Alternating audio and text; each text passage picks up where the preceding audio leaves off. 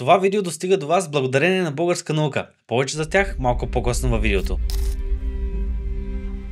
Здравейте, аз съм Румен и днес се замислих дали акулите виждат рибите като летящи пържоли. Друга мисъл ме обзе обаче след това. Беше мисъл за мисълта. Защо въобще имам мисли? Какво точно представляват и най-важното? Има ли лимит на това колко мисли мога да имам?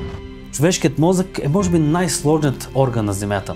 Замислете се, знаем за звезди и планети на милиарда светлинни години от нас, но не знаем защо и как точно знаем това нещо. И още по-интересното е, че тази функция за знанието на планетите, на човешкото тяло и органи се извършва от нашия мозък, който прави нашият мозък един орган, който се опитва да разбере себе си. Но може би това, че не знаем всичко за мозъка ни, не е толкова лошо. Ще цитирам американският учен Емърсън Пю. Ако човешкият мозък беше толкова прост, че да не може да го разберем, ние щяхме да сме толкова прости, че да не можем да разберем. Но колко точно е сложен нашият мозък? Човешкият мозък е орган, мек и еластичен, подобен на консистенция на тофу. Това тук обаче е сирене, понеже не можах да намеря тофу. Средният му размер е около 2 и умрука като тежи около килограм и половина. При жените обаче той е с 10% по-малък. Това е голяма хапка. Трябваше по-малка.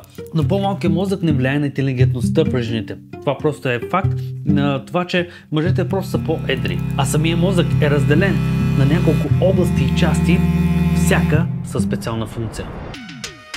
Мозъчната кора е външен слой, отговорен за висшето мислене и първоначалната обработка на сензорни сигнали. Лимбичната система пък участва в емоции, паметта и мотивацията. Докато мозъчният ствол, състоящ се от продълговат мозък, мост и среден мозък, контролира жизненно важни функции като дишане и сърдечен ритъм. Имаме и малък мозък, който координира движението и баланса. Челният дял пък отговаря за планирането, вземането на решения и контрола на движенията.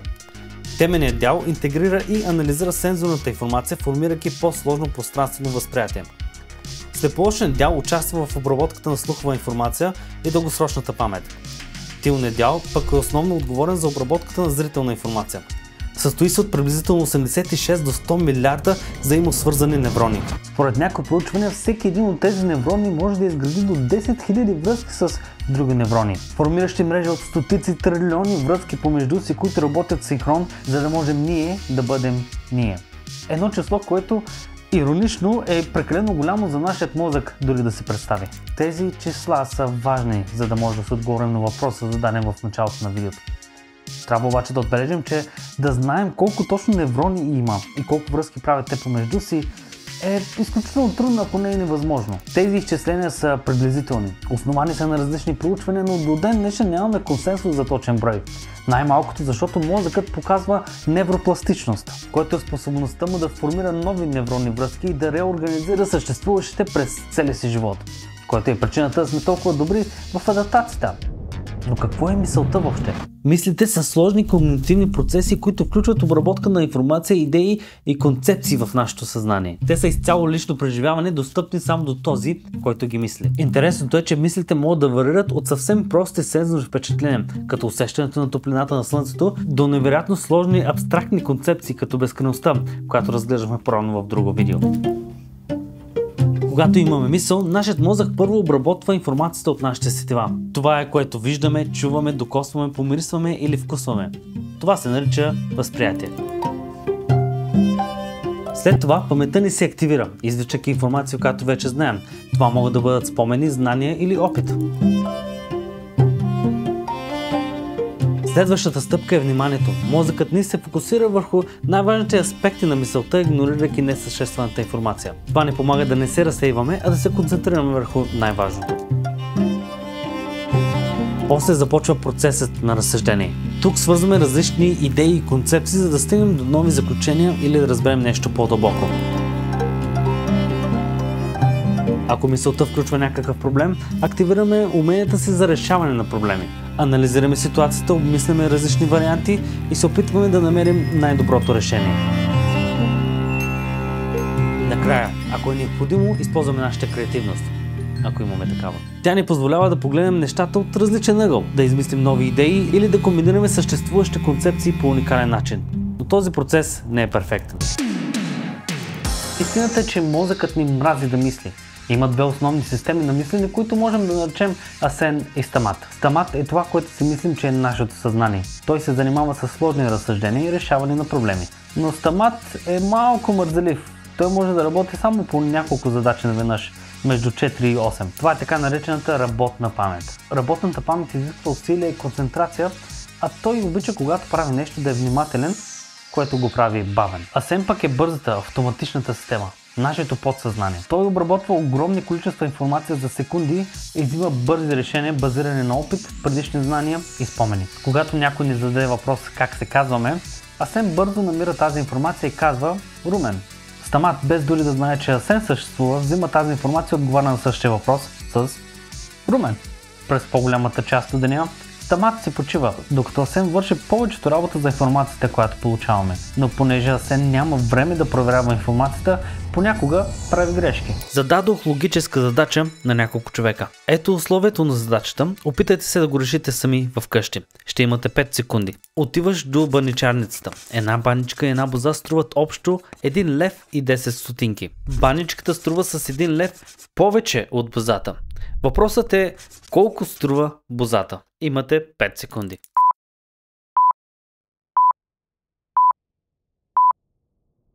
Преди да ви разкрия правилният отговор, ето какво отговориха участниците.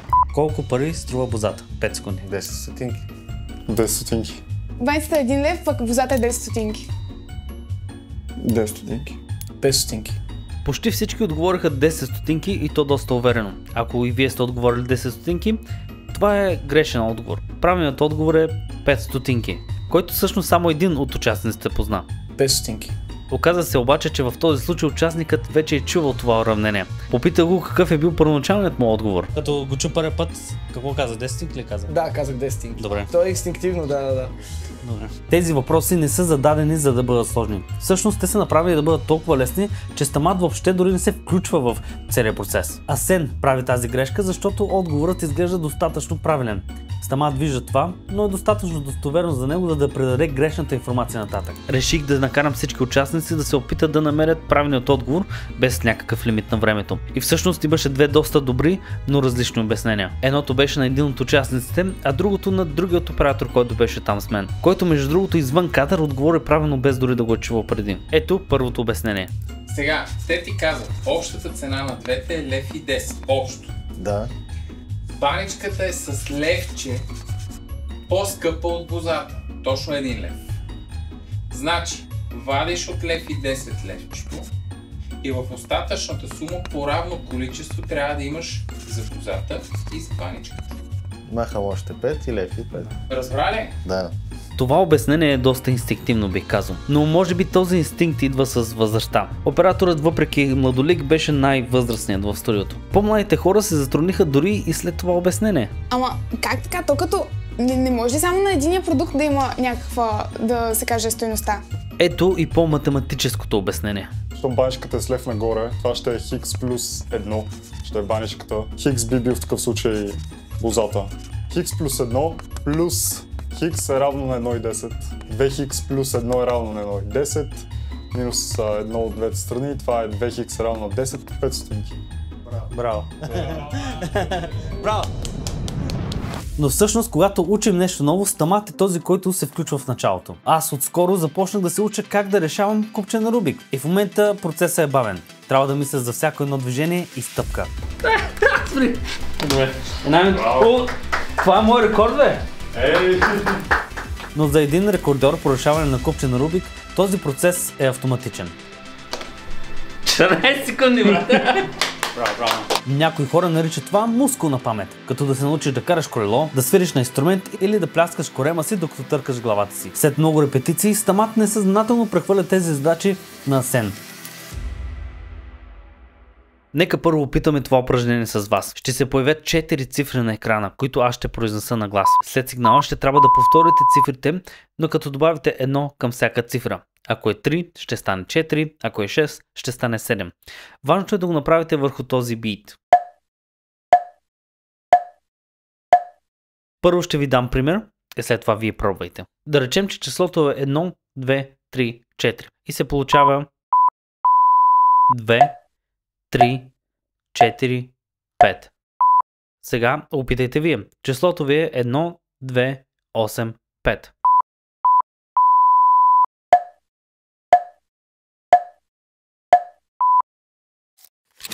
Извинявай, че прекъсвам това видео, но искам да те питам дали някога си се чудил дали е възможно да има социална мрежа за наука. Има. И на български. Платформата на БГ Наука предлага точно това. Точно като една социална мрежа, там имаш приятели, само че всички хора са ти приятели. Някои хора като мен, това са не единствените приятели. Абсолютно всеки ден се правят нови постове за най-новото в науката и разбира се, ние можем да коментираме под тях. Но освен социална мрежа, сърцето на тази платформа всъщност е списанието. Всеки месец се издават ново списание, пълно с статии за най-новото в науката. Но това не е всичко. Има книги, които са синтезирани от тях, за да можем да ги прочетем по-лесно и след това, ако искаме, вече можем да си купим цялата книга и да си я прочетем, разбира се. Имаш достъп до курсове за всичко от история на медицината до как да живеем по-хубав и по-щастлив живот, като всичко това, разбира се, според науката. Сега най-важното, ако използвате първият линк долу в описанието и напишете код Трумен, ще получите 10 лева отстъпка от годишният абонамент. Трябва да спомена, че всъщност сме много специални, защото това е единственият начин да получиш каквато и да отстъпка въобще в този сайт. Аз съм там, чакам ви и вас. Сега да продължим с видеото. Ето как се справиха и участниците. 4, 1, 7, 3. 5, 2, 8, 4. 1, 2, 8, 5. 2, 3, 9, 6. А можем да направим това упражнение малко по-трудно, като добавяме 3 вместо 1. Числото ти е 5, 3, 4, 2. 8, 11, 7, 5. 5, 3, 4, 2. 8, 6, 7, 5. И всъщност е възможно да видим стамат в действие. 5, 2, 8, 4. Забележете как зеницата на участниците се разширява, когато решава тези задачи. 7, 3. 7, 4, 0, 6. 5, 3, 4, 2. 8, 6, 7.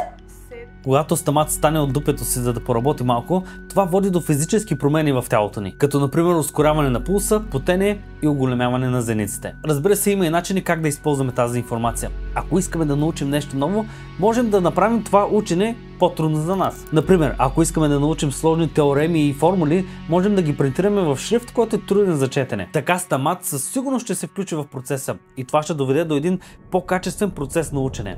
Да се върнем на мисълта.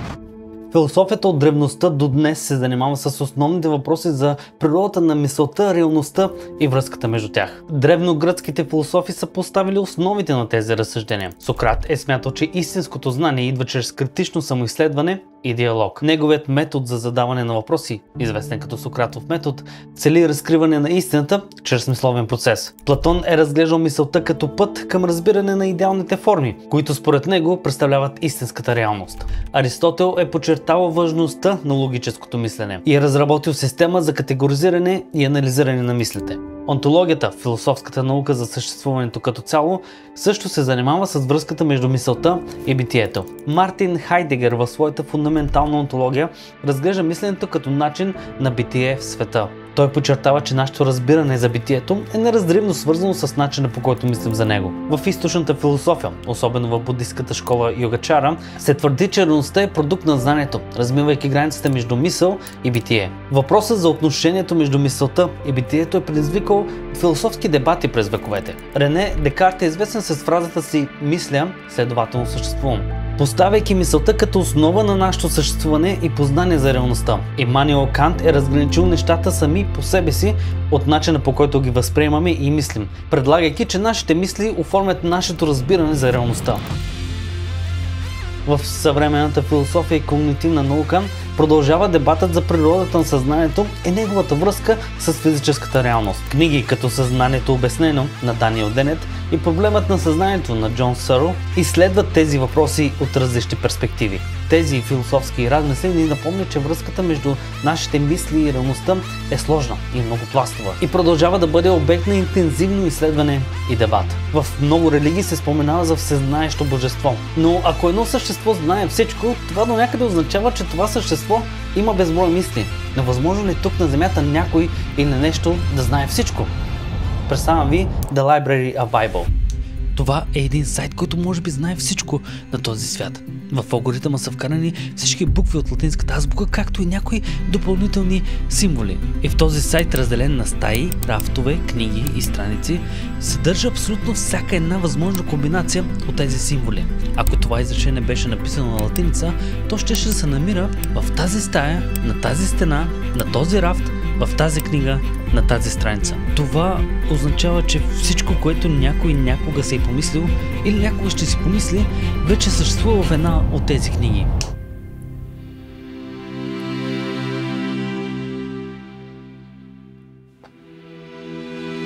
Всичко това не отговаря на въпроса има ли някакъв лимит на броят на мисли на един човек. По-рано споменах, че работната памет може да борави с около 7 мисли наведнъж, но това не е числото, което търсим. Поред проучване, правено през 2020 година с 184 участници, един човек има средно около 6200 мисли на ден. С този дневен лимит лесно може да изчислим, че с един среден живот около 80 години, човек премисля над 180 милиона мисли. Огромно число, със сигурност. Но това е колко мисли има един човек за един живот.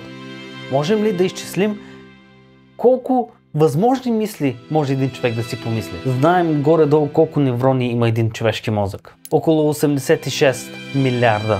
Както и колко потенциални връзки може всеки един от тези неврони да направи. Това е около 10 000, като средно са по 7 000. Но преди да намерим колко потенциални мисли може един човек да има, трябва първо да разберем колко голяма е една мисъл, колко от тези неврони използва. Това е число, което на практика няма как да се измери, понеже една мисъл може да включва различни части на мозъка или процеси на мозъка.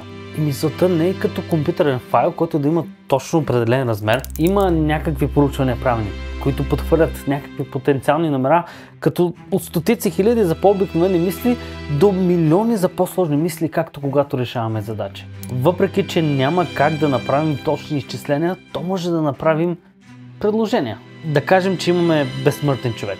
86 милиарда неврони. Средно 7000 връзки, които всеки един от тях може да направи. Половин милион връзки за една средно сложна мисъл. Всичко това прави безкрайно много. Всъщност числото, което получих тук е 1,2 милиарда, но това е само като предположим, че след като тези неврони направят връзки с други неврони, те биват унищожавани и никога не могат да бъдат използвани отново. Но в реалността това не е така. Това число 1,2 милиарда всъщност ни показва хипотетично колко мисли може един човек да има наведнъж, ако имахме някаква безкрайна енергия. Но връзки между два неврона могат да бъдат използвани многократно между различни мисли. И както вече споменах по-рано, мозъкът ни може да променя тези връзки при нужда. Ако един безсмъртен човек съществуваше и имаше безкрайно много енергия, той винаги ще мисли. Все пак трябва да задоволя моето любопитство, както и вашето любопитство, затова ще спомена някои изчисления тук. Ако можехме да използваме всичките връзки, които имаме, т.е. да имаме около 1,2 милиарда мисли наведнъж, то за един нормален човешки живот ние ще имаме около 3 квинтилиона мисли. Едно число, което отново иронично нашият мозък дори не може да си представи. Искам да заключа с един много интересен поглед, който доктор Ейми Джонсън прави над мислите. Тя говори точно за тези мисли, които могат да доведат до някаква тревожност. Нарича ги nightmares на български преведение, но това би било мислени кошмари. Тя казва, че имаме навика да даваме огромна сила на нашите мисли, третира ги като абсолютни истини, диктувайки нашите емоции и действия. Говори за различни ситуации, как натрапчиви мисли, като например когато виждаме партньорът ни да спи неподвижно, нахлуват в ума ни и води до някаква тревожност. Иронично, но нейната идея е да си мислим, че мислите не са нищо повече от нещо временно. Възникват спонтанно без наш съзнателен контрол и изчезват също толкова бързо. Ние сме небе, а всичките мисли са просто едни облаци. Всеки един човек на този свят е част от един колективен ум, който споделя знания, умения и преживявания. Не е нужно да знам как да построя една къща, защото мога да намеря някой друг човек, който да направи това за мен. Както и този друг човек не е нужно да знае как да снима видео, защото аз бих могъл да направя това за него. Сам не мога да имам повече от няколко мисли наведнъж, но като колектив възможностите са безкрайни. Благодаря, че гледате.